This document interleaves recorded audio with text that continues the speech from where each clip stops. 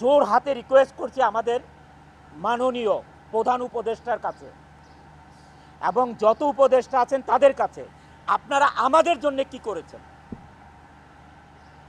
যারা 84% রেমিটেন্স আনে বাংলাদেশে, তাদের জন্য আপনারা কি করেছেন? গার্মেন্টস ইন্ডাস্ট্রি সচল রাখার জন্য কি করেছেন?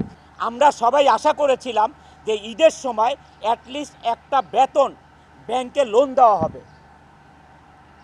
যে শ্রমিক ভাই বোনদেরকে আমরা কি করতে হবে দেখেন, মার্চ মাসে ফেব্রুয়ারির বেতন দিতে হবে, বোনাস দিতে হবে, আবার মার্চ মাসের 50% বেতন দিতে হবে। একটা গার্মেন্টস মালিক কোত্থেকে পাবে এই তিনটা জিনিস এক মাসে? এই তিনটা জিনিস এক মাসে কোথায় পাবে একটা গার্মেন্টস মালিক? যারা 84% রেমিটেন্স এনে বাংলাদেশের অর্থনীতির চাকা সচল রাখে, তাদের জন্য কি করেছে? গার্মেন্টস মালিকেরা মুখ চুপ